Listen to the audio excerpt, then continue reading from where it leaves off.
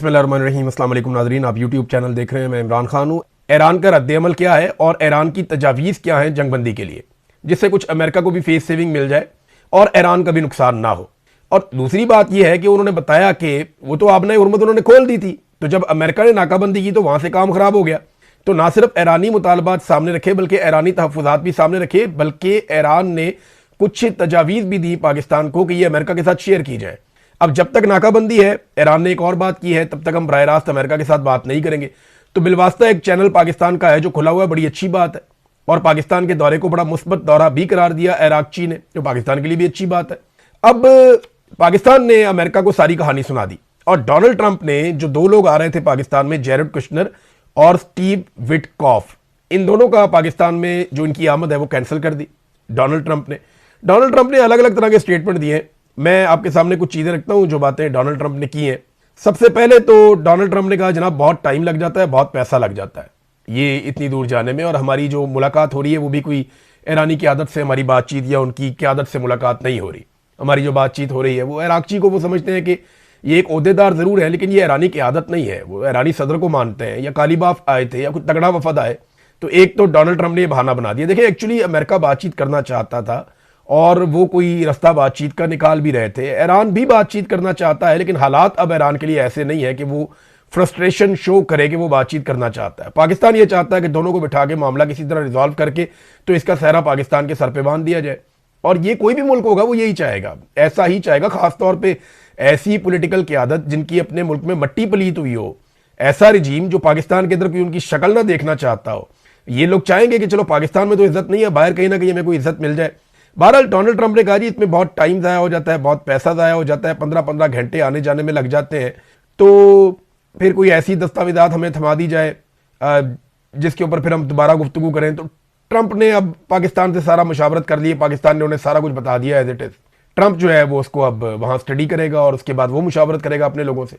वो पाकिस्तान को बताएगा, पाकिस्तान फिर ईरान को बताएगा, और ये सिलसिला ही चलेगा। इसीलिए इराक़ची अभी दोबारा पाकिस्तान आ रहे हैं। इराक़ची जो है वो आज शाम को पाकिस्तान पहुंचेंगे और उसके बाद उनका मास्को का दौरा है जो उसके बाद करेंगे। ये दौरे बहुत इंपॉर्टेंट है, ये कोई छोटी बात नहीं है। तो डोनाल्ड ट्रंप ने कहा कि हमारे हाथ में बहुत सारे कार्ड्स हैं और हम तैयारों में इतने लंबे लंबे ट्रैवल 15-15 घंटे के नहीं करेंगे। और ईरान के ऊपर अब मुनसर है कि वो हम पे टेलीफोन के जरिए मामला कर सकते हैं। यानी ईरान अगर चाहता है कोई डील करना है, कोई मामला हल करना चाहता है, तो हमारे साथ बराह रास्त कॉल कर ले। ये डोनाल्ड ट्रंप ने कह तो दिया, लेकिन ये सब जानते हैं कि एक्चुअली ये मुज़ाकरात किस तरीके से आ रहे हैं। अच्छा, जैसे ही डोनाल्ड ट्रंप ने कहा ना, उनके बंदे नहीं आ रहे, साथ ही शुक्र है इस्लामाबाद खुल गया। लगभग 2 हफ्ते तक इस्लामाबाद के शहरियों को इन्होंने कर्फ्यू में रखा हुआ था।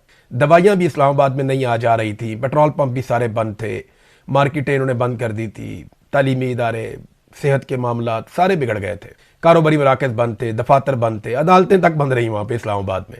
ये सारा कुछ किया गया सिर्फ और सिर्फ कि अमरीकी नुमाइंदगान आ रहे हैं। देखे ना, इराक़ची तो भी वापस आ रहे हैं, इराक़ची तो आज वापस पहुंच जाएंगे, लेकिन बंदिश तो नहीं है इस्लामाबाद में। इसका मतलब यह है कि इराक़ची के मामले में सिक्योरिटी के वो कंसर्न्स नहीं है पाकिस्तान के, जो अमरीकी स्टीव विटकॉफ या जेरेड कुशनर या जेडी वेंस, या अगर बहुत कम चांसेस थे कि ट्रंप आ जाता, तो उनको पाकिस्तानी मिलिट्री एस्टेब्लिशमेंट कुछ और समझती है और उनके लिए पूरा मुल्क बंद कर सकती है। लेकिन ट्रंप को इस बात का ख्याल है कि वक्त और पैसा ज़ाया होता है, लेकिन हमारी जो मिलिट्री बैक्ड रिजीम है पाकिस्तान में, उसको इस बात का ख्याल नहीं है। उन्होंने दारुल हुकूमत को बंद रखा 2 हफ्ते तक, लोगों का वक्त भी ज़ाया किया, पाकिस्तान का पैसा भी ज़ाया किया, अरबों रुपए का नुकसान भी किया।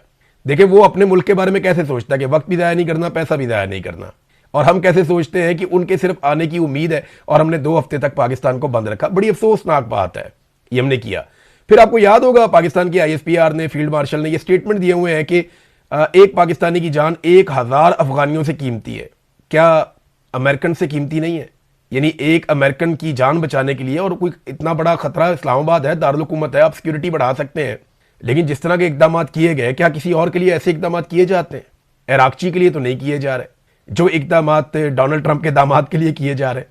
तो ये पाकिस्तानियों को ना ये मोहब्बत का चूरन बेचा जाता है कि जनाब आप बड़े कीमती हैं, आप बड़े शानदार हैं, अच्छे कीमती हैं। उनका मैंडेट ही चोरी कर लिया आपने। पाकिस्तानियों ने वोट किसी और को डाला, आपने डब्बे में से कुछ और निकाल के हाथ में पकड़ा दिया। तो पाकिस्तानियों की सबसे बड़ी तौहीन तो आपने की है। आपके लिए पाकिस्तानी कहाँ पे मोतबर और मोहतरम हुए? पाकिस्तानियों से तो शदीद नफरत की गई है और हमें दिखाई भी दे रही है। बहरहाल चले, अच्छा ये हुआ कि इस्लामाबाद खुल गया है। शहबाज शरीफ ने ईरानी सदर से रब्ता किया और उसके बाद यह खबर आई है कि जो इराकची हैं वो वापस पाकिस्तान फौरी तौर पे आएंगे। ईरानी सदर के साथ शहबाज शरीफ की बातचीत क्या हुई, ये ना पाकिस्तानी कोई सोर्स अभी तक खबर बाहर निकाल सका, ना ये ईरान में से बाहर आई है। ज्यादा उम्मीद यह है कि ईरानी मीडिया कुछ ना कुछ इसके बारे में बताएगा, क्योंकि पाकिस्तान में चीज़ों को छुपाने का रुझान ज़्यादा है, मीडिया से थोड़ा सा ये अवॉइड ही करते हैं। और जो खबर पाकिस्तान में मीडिया को फीड की जाती है वो ISPR के जरिए से की जाती है या पाकिस्तान के मिलिट्री सोर्सेज हैं, इंटेलिजेंस एजेंसियों के, वो वहाँ से कोई ना कोई खबर वो लीक करते हैं, लेकिन उसमें एजेंडा शामिल होता है जिसकी वजह से सहाफ़ियों को भी बाद औक़ात शर्मिंदगी का सामना करना पड़ता है। पहले तो फिर भी कोई क्राइटेरिया था, कोई तरीकाकार था, आगे से सवाल जवाब हो जाते थे। अब तो एक मैसेज भेज दिया जाता है, वो मैसेज एज इट इज़ जो है वो पाकिस्तानी छाप देते हैं, और ये पाकिस्तानी सहाफ़त की एक बदकिस्मती भी है। डोनाल्ड ट्रंप ने चंद दिन पहले एक सहाफ़ी को मशवरा दिया था कि तुम अभी रुको वहाँ पे पाकिस्तान में, मैं अगर तुम्हारी जगह होता तो मैं रुक जाता। 2 दिन का उन्होंने कहा था कि रुको, वहाँ पे कोई डेवलपमेंट होने वाली है तो मैं ज़रूर वहाँ पे रुकता। तो वो सहाफ़ी पाकिस्तान में रुक गए, अमेरिकन सहाफ़ी वापस नहीं जा रहे थे, उन्हें लगता था कोई बहुत बड़ी डेवलपमेंट होने वाली है पाकिस्तान में। लेकिन फिर डोनाल्ड ट्रंप से जब उन्होंने बार बार शायद ये बार कहा, तो अब एक मैसेज उनका, डोनाल्ड ट्रंप का एक मैसेज जो है वो वायरल हो रहा है, जिसमें एक सहाफ़ी के हवाले से ये दावा किया जा रहा है कि ये उनका स्क्रीनशॉट है, जिसमें डोनाल्ड ट्रंप ने ये कहा उस सहाफ़ी को कि कम हो, कि पाकिस्तान वापस आ जाओ, हुन तान होते कोई खबर नहीं मिलनी। मेरे ख्याल में अब ये सारा मामला ऑनलाइन चलेगा। अमेरिका अपनी बहुत ताकत बढ़ा चुका है। मैं आपको एक खबर पढ़ के सुनाता हूँ, और ये एक एजेंसी है जिसका नाम है स्प्रिंटर प्रेस एजेंसी। इन्होंने एक वीडियो जारी की है, और ये वीडियो बिन गोरियान एयरपोर्ट की है, एयरबेस है वहाँ पे इसराइल के अंदर, और उसकी वीडियो है। उसमें वो ये कह रहे हैं कि अनप्रेसिडेंटेड है जिस तरीके से फ़िज़ाई क़ुव्वत को यहाँ पे जमा किया गया है। वीडियो में अगर आप देखें तो हर तरफ तैयारे ही तैयारे खड़े हैं, जंगी तैयारों की भरमार हो गई है, ना सिर्फ इसराइल में बल्कि खलीजी ममालिक में भी। और खलीजी ममालिक के अलावा जो अमेरिकन बहरी बेड़े खड़े हैं ना समुंदर के अंदर, उन पे भी एक एक बेड़े के ऊपर 70-70 जंगी तैयारे होते हैं। तो ये कितनी बड़ी ताकत अमेरिका ने इस रीजन में इकट्ठी कर ली है। सैकड़ों की तादाद में सिर्फ जंगी लड़ाका तैयारे हैं, तो एक फुल फ्लैज जंग की तैयारी भी है। ये भी हमें अपने जहन में रखना चाहिए। ये अमेरिका करता है नहीं करता, डोनाल्ड ट्रंप को बहुत बड़ी फेस सेविंग चाहिए। या तो फेस सेविंग पाकिस्तान लेकर दे, ईरान हार तस्लीम करे, अदरवाइज डोनाल्ड ट्रंप को बहुत बड़ी लड़ाई में कूदने का खतरा लेना पड़ेगा। क्योंकि देखें, अगर वो नहीं लड़ता तो उसके पास और क्या है, वहां पे एप्स्टीन फाइल उसके गले पड़ी हुई है। अमेरिकन की अक्सरियत कह रही है कि डोनाल्ड ट्रंप का मुवाखजा किया जाए, यूरोप उसके खिलाफ हो गया है। तो अब ट्रंप को कुछ ना कुछ बड़ा करके दिखाना पड़ेगा। वो कह रहे जी कि जब जंग शुरू हुई थी तो उस वक्त भी इतनी बड़ी मिकदार में अमेरिका ने यहाँ पे हथियार और एयरक्राफ्ट नहीं पहुंचाए थे जितनी बड़ी मिकदार में अब पहुंच गए हैं। और अमेरिका अपनी फोर्स को बिल्डअप कर रहा है यहाँ पे बहुत तेजी से रीजन में। आप क्या समझते हैं कि ये सारा कुछ जो है वो अमन के लिए हो रहा है? ये सवाल पूछा है स्प्रिंटर प्रेस एजेंसी ने, और उसका जवाब उन्होंने दिया है कि ऑफ कोर्स नॉट। यानी उन्हें ऐसा नहीं लगता कि ये सब कुछ अमन के लिए हो रहा है, ये सारे हथियार लड़ाई के लिए जमा किए जा रहे हैं। नाज़रीन देखें, ट्रंप का एक ट्वीट आया और पाकिस्तानी गवर्नमेंट ने जो है वो इस्लामाबाद खोल दिया। अंदाज़ा करें आप। और ये लोग आज तक डिनाई करते रहे हैं कि अमेरिकन साइफर के ऊपर इन्होंने किसी किस्म की कोई एक्टिविटी नहीं की या मिलिट्री एस्टेब्लिशमेंट को कोई भार नहीं था। हम सारे जानते हैं कि जो साइफर की ज़बान थी वो बहुत ही डिप्लोमेटिक नहीं थी, बड़ी बदतमीजी वाली ज़बान थी। और वो एक हुक्म था कि इमरान खान का रिजीम तब्दील कर दिया जाए पाकिस्तान में। और वो जनरल बाजवा की ईमा के ऊपर या उनके प्रोपेगेंडे के साथ था। उन्होंने बहुत लॉबिंग की थी इस बारे में, क्योंकि उन्हें एक्सटेंशन चाहिए थी जनरल बाजवा को।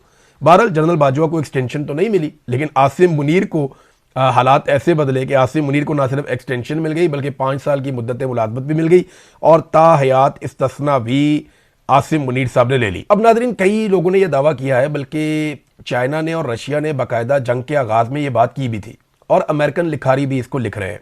एक अमरीकी राइटर, मैं उनको भी पढ़ रहा था, बेन रॉड्स, उन्होंने भी ये स्टेटमेंट दिया है। और मैं उनकी तहरीर देख रहा था कि ईरान ने खुद से ही अपने ऊपर जौहरी हथियार बनाने पर पाबंदी लगा रखी थी। आयतुल्लाह अली खामनाई का एक फतवा भी मौजूद था कि ईरान एटमी हथियार नहीं बनाएगा। तो ट्रंप ने पिछले दौरे हुकूमत में ओबामा वाली डील खत्म कर दी थी, जो एटमी डील ईरान के साथ हुई थी। और ऐसा लगता है कि ईरान पर हमले के जवाब के लिए ट्रंप को और इसराइल को एक फ़ाल किस्म का जौहरी प्रोग्राम ईरान में चाहिए था, ताकि एक वजह बने कि हमने ईरान के ऊपर अटैक करना है। ये हमला कभी भी जौहरी प्रोग्राम के बारे में था ही नहीं, ये दावा किया गया इस सहाफ़ी की जानिब से भी, और बहुत सारे लोग ये कहते हैं। एक्चुअली वो ईरान में रजीम तब्दील करना चाहते थे। इसके लिए रज़ा पहलवी को भी तैयार किया गया था। वो आजकल टमाटर और केचप से उनकी तवाज़ो हो रही थी, वो जर्मनी में थे शायद।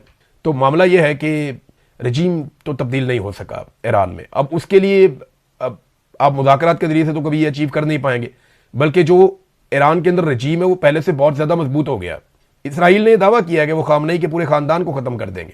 अमेरिका के इशारे का उनको इंतजार है कि ट्रंप वो कहे और इसराइली वजीर दिफा ने कहा जी हम तबाही फेर देंगे। शायद उनके पास कोई इंटेलिजेंस है, लेकिन एक खबर जो बड़ी खौफनाक है, और ये बड़ी खबर है, मुझे लगता है कि आज की अगर कोई बड़ी ब्रेकिंग हो सकती थी तो वो ये होनी चाहिए थी। ये खबर जो है ये न्यूयॉर्क टाइम ने एक दावा किया है। ये दावा ये कहता है कि ईरान के पास इस्फहान के पहाड़ों की गहराई में एक नई एटमी साइट हो सकती है जहां वो अपने पास पहले से मौजूद 11 टन यानी 11,000 केजी यूरेनियम के जखायर से अफसूदगी का काम कर सकते हैं। ईरान के लिए 11 टन जखीरे की जगह का इल्म ना होना एक गैर यकीनी सूरत हाल है और ये एक सियासी बर्तरी भी है। व्हाइट हाउस को ईरान के जौहरी प्रोग्राम पर मशवरा देने वाली एक टीम ने कहा कि ईरान के बहुत से चोटी के साइंसदान मारे जा चुके हैं, लेकिन अगर वो फैसला कर लें तो उनके पास अब भी जौहरी हथियार बनाने की बुनियादी सनती सलाहियत मौजूद है। अब ये बात इस वक्त की जा रही है, मैं इसको यानी इस तरह देख रहा हूं कि ईरान के ऊपर हमले का एक जवाब भी हो सकती है ये बात कि इस्फहान की पहाड़ियों की गहराई में ईरान ने कोई एक ऐसी एटमी साइट बनाई हुई है जिसके बारे में अमेरिका को या दुनिया को इल्म नहीं है और ईरान वहां बहुत बड़े पैमाने पर यूरेनियम की अफसूदगी कर रहा है या कर सकता है। ये बड़ी डेंजरस बात है। ईरान की जानिब से इसकी तरदीद सामने आएगी क्योंकि खबर ये अभी थोड़ी देर पहले आई है और मैंने फौरी तौर पे इस खबर को पढ़ा, मुझे हैरत हुई कि ये क्या किया इन्होंने। लेकिन मेरा अंदाजा ये है कि जैसे इराक के ऊपर जब अटैक किया गया तो ये कहा गया कि यहाँ पे खतरनाक कीमियाई हथियार है, लेकिन वो हथियार आज तक दुनिया को नहीं मिले। पूरा इराक इन्होंने तबाह कर दिया। लगभग 2 मिलियन के करीब लोग वहां पे, कुछ इतलात के मुताबिक, कुछ के मुताबिक 1 मिलियन से जायद, कुछ के मुताबिक 2 मिलियन से जायद लोग वहां पे जाँ बहक हो गए इराक में, लेकिन आज तक वो हथियार नहीं मिले जिनके जवाब पर वो हमला किया गया था। तो अब ईरान के ऊपर हमले का अगर जवाब बनाया जा रहा है तो ये एक चीज हो सकती है। लेकिन ईरान की जानिब से पता चलेगा। अभी ईरान के अंदर से ये भी एक दावा सामने आया, उनके डिप्टी स्पीकर जो है वो ये कह रहे थे कि हमारे पास तो 400 केजी यूरेनियम थी, अमेरिका 450 केजी यूरेनियम का मुतालबा कर रहा है, ये बाकी की 50 केजी हमने कहां से लेकर आनी है? जो रिकॉर्ड के मुताबिक हमारे पास थी वो तो सिर्फ 400 केजी थी। अब लेकिन अमेरिका का मुतालबा है, जब ये बैठेंगे तो कोई ना कोई हल तो निकलेगा मामले का। नाज़रीन, अमेरिका में एक बहुत इंपॉर्टेंट वाकया पेश आया। ये व्हाइट हाउस में प्रोग्राम नहीं हो रहा था, ये प्रोग्राम हो रहा था वाशिंगटन में हिल्टन होटल में, और ये व्हाइट हाउस कॉरेस्पॉन्डेंट्स का एक डिनर था जो हुआ करता है। और ये सालाना डिनर के अंदर डोनाल्ड ट्रंप मौजूद थे और वो तमाम सहाफी या इदारे सहाफती वो सारे वहां पे मौजूद थे। बहुत बड़ी तादाद में लोग, लगभग हजारों की तादाद में लोग वहां पे हिल्टन होटल में बंदोबस्त किया गया था। इस तकरीब में गोली चल गई। वाकया जिस तरीके से हुआ मैं उसी तरीके से आपको रिपोर्ट कर देता हूं, क्योंकि अभी थोड़ी देर पहले ये वाकया हुआ। तो इसमें सबसे पहले डोनाल्ड ट्रंप स्टेज पे बैठे हुए दिखाई दे रहे हैं और डोनाल्ड ट्रंप ने मीडिया से बाद में व्हाइट हाउस में आने के बाद बात भी की है। और इसके अलावा डोनाल्ड ट्रंप ने अपने ट्रुथ सोशल के ऊपर इसके बारे में कुछ पोस्ट भी की है।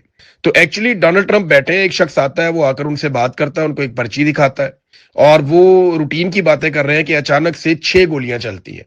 जो वीडियो में नजर आ रहा है ऐसा लगता है गोली काफी दूर से चली है, क्योंकि कैमरामैन डोनाल्ड ट्रंप से ज्यादा दूर नहीं था जो अपने मोबाइल से फिल्म बना रहा था, जबकि गोली की आवाज काफी दूर से आई थी। 6 गोलियां चलती हैं और डोनाल्ड ट्रंप ने बाद में बताया कि उसको ऐसा लगा जैसे कोई ट्रे गिरी है, बहुत जोरदार तरीके से। तकरीबात में बाद कोई ट्रे गिर जाती है, बर्तन गिर जाते हैं तो बड़ी गंदी आवाज आती है। तो उसको लगा कि शायद ये हुआ, लेकिन थोड़ी देर में डोनाल्ड ट्रंप की सिक्योरिटी पहुंच जाती है। अब एक आदमी गिरफ्तार हुआ है वाशिंगटन हिल्टन होटल से। पहले इतला मिली कि एक आदमी मारा गया है, लेकिन बाद में पता चला कि एक बंदा गिरफ्तार हो गया है। उसके बारे में कुछ ज्यादा इतलात नहीं दी गई, अभी इन्वेस्टिगेट किया जाएगा। हो सकता है नेक्स्ट वीलॉग में या उसके बाद में आपको बताने के काबिल हो जाऊं कि एक्चुअली ये कौन आदमी था, इसके बारे में क्या इतलात आई हैं। लेकिन अब तक की जो इन्फॉर्मेशन है, एक बंदा गिरफ्तार हो गया और इस बंदे ने गिरफ्तार होने से पहले एक पुलिस वाले पे गोली चलाई बहुत क्लोज रेंज से। सीक्रेट सर्विस का एक आदमी था और बुलेट प्रूफ जैकेट होने की वजह से वो बच गया, लेकिन जख्मी हुआ है। और एक बंदा गिरफ्तार हो गया है, बाकी तहकीकात इसकी जारी है। इस आदमी का बैकग्राउंड चेक किया जा रहा है। काश पटेल जो है उन्होंने भी बात की है, जो लॉ इन्फोर्समेंट है उन्होंने भी बात की डोनाल्ड ट्रंप के साथ खड़े होकर। व्हाइट हाउस में आने के बाद डोनाल्ड ट्रंप ने मीडिया से बातचीत की, उन्होंने कहा तकरीब हम दोबारा कर लेंगे और 1 महीने के अंदर अंदर दोबारा हम सब इकट्ठे होंगे और इस तकरीब को करेंगे। ये एक बहुत बड़ा सिक्योरिटी ब्रीच है, क्योंकि बहुत सारी लेयर्स होती हैं डोनाल्ड ट्रंप की सिक्योरिटी की या अमेरिकी सदर की सिक्योरिटी की। वहां पे हथियारों का इतना करीब पहुंच जाना कि डोनाल्ड ट्रंप जहां बैठा है वहां पे शदीद आवाज आई फायरिंग की, वो कि बहुत करीब नहीं था, लेकिन कम से कम वो सिक्योरिटी के कुछ लेयर्स क्रॉस करके आगे आ गया था। अब इस वाकये के ऊपर अभी कुछ नहीं कहा जा सकता, लेकिन एक इंसिडेंट हुआ है डोनाल्ड ट्रंप को फौरी तौर पे वहां से हटाया गया, रेस्क्यू किया गया, लटाया गया। मैंने सेकंड गिने जब डोनाल्ड ट्रंप तो बार बार कह रहे हैं कि जरा शानदार काम किया गया, सिक्योरिटी फोर्सेस ने बड़ा जबरदस्त किया, मुझे बहुत तेजी से रेस्क्यू किया, बड़ा क्विक रिस्पॉन्स था। लेकिन ये क्विक रिस्पॉन्स मेरी नजर में नहीं था, क्योंकि इससे पहले हमने बहुत सारे ऐसे मनाजिर देखे हैं। मुझे लगता है डोनाल्ड ट्रंप पे जब पेंसिल्वेनिया में गोली चली थी आज से 2 साल पहले, वहां पे जो रिस्पॉन्स था वो ज्यादा क्विक था। यहाँ पे गोली चलने के बाद जो पहला आदमी डोनाल्ड ट्रंप तक पहुंचा वो 8 सेकंड लगे, और फिर 12 सेकंड के बाद एक बंदा पीछे से पहुंचा, और 20 सेकंड के बाद डोनाल्ड ट्रंप को उसकी सीट से उठाकर पीछे नीचे कर दिया गया। ये बहुत टाइम होता है, और इस किस्म के ऑपरेशन में और एसके रेस्क्यू में 2 4 5 सेकंड भी बहुत होते हैं। इतना क्विक नहीं था, लेकिन डोनाल्ड ट्रंप ने सबकी तारीफ की है। वाकई की मजीद तफसीलात आएंगी, आपके साथ शेयर करेंगे। तो ये एक वाकया हुआ है। अब इसके असरात क्या होंगे अभी कुछ नहीं कहा जा सकता, क्योंकि अमेरिका के ईरान के मुज़ाकरात वाला मामला भी चल रहा है, यहाँ रीजन में भी एक लड़ाई चल रही है, तो हम बाद में इस पे बात करेंगे। नाजरीन, थोड़ा सा पाकिस्तान की तरफ आते हैं। देखिए, पाकिस्तान को ना अब जरा चौधराहट से बाहर आना चाहिए। हम ना बचपन में ऐसे करेक्टर्स को देखते थे लाहौर के मोहल्लों में, जिनके घर में राशन नहीं होता था, जेब में पैसे नहीं होते थे, गाड़ी या मोटरसाइकिल में पेट्रोल नहीं होता था, सिगरेट भी मांग के पीते थे, लेकिन रोजाना शाम को कलफला सूट पहन के चौक में आके बैठ के बड़के मारते थे। तो पाकिस्तान को ना ये वाला किरदार नहीं करना चाहिए। ये इस किस्म के करेक्टर लाहौर के चौकों में तो चल जाते हैं, जच जाते हैं, उम्रें इनकी गुजर जाती हैं, फैमिलियां इनकी रुल जाती हैं, लेकिन यहाँ पे एक हुकूमत है। आप बाहर चौधराहट दिखाने के चक्कर में पाकिस्तान में खाने को दाने नहीं है। किसान आपका रुल गया, मजदूर आपका रुल गया, मेहनत कश तबाह हो गया, ताजिर तबाह हो गए, मईशत बर्बाद हो गई, महंगाई है, गुर्बत है, बेरोजगारी है, ये चीज़ें बढ़ती चली जा रही हैं। लोड शेडिंग का एक अजाब है जो कौम के ऊपर आपने मुसल्लत कर दिया है।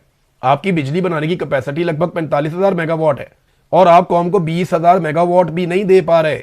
ये कितनी शर्मिंदगी की बात है कि इतनी कैपेसिटी होने के बावजूद आप आज बिजली पैदा ही नहीं कर पा रहे, और कौम से बिल आप कितना ले रहे हैं? 4 गुना बिल ले रहे हैं, और 1 यूनिट के इस्तेमाल पे 3 यूनिट के पैसे ले रहे हैं। यानी 1 रुपए वाली चीज 4 रुपए की देते हैं, और फिर जब एक आदमी 4 रुपए की चीज लेता है तो उससे 12 रुपए वसूल करते हैं। तो आप अंदाजा करें कि पाकिस्तानी जो है वो 1000% जो है वो ज्यादा पे कर रहे हैं, और इसके बावजूद उन्हें लोड शेडिंग मिल रही है। सूरज की रोशनी तक पे आपने टैक्स लगा दिया है। पाकिस्तान की तरफ तवज्जो दें, पाकिस्तान को आगे बढ़ने दें। अब जुमे वाले दिन जनाब कहते हैं पेट्रोल मजीद महंगा कर दिया जाएगा, 50-55 रुपए। अगर IMF ने हमें रिलीफ ना दिया या IMF ने हमें इजाजत ना दी तो फिर पेट्रोल और महंगा कर देंगे, 50-55 रुपए की लेवी और लगा देंगे। भाई, कौम को चूना लगा रहे हैं आप, लेवी नहीं लगा रहे। इतने का तो इमरान खान पेट्रोल नहीं बेचता था जितनी आप लेवी ले रहे हैं कौम से। और अभी ये जो कीमत बढ़ी है ना, मैं आपको फिर बता रहा हूं, ये कीमत पेट्रोल की नहीं बढ़ी, ये टैक्स बढ़ाया इन्होंने। टैक्स को बढ़ा के 80 रुपए से 107 रुपए कर दिया, 27 रुपए कीमत इन्होंने बढ़ा दी। अभी ये पेट्रोल को और डीजल को मजीद महंगा करेंगे, ये दावा किया जा रहा है, और ये वफाकी वजीर कर रहे हैं, कोई और नहीं कर रहा। वफाकी वजीर ने बैठ के, फेडरल गवर्नमेंट का हिस्सा है, उन्होंने बैठकर नेशनल टीवी के ऊपर ये बात की है।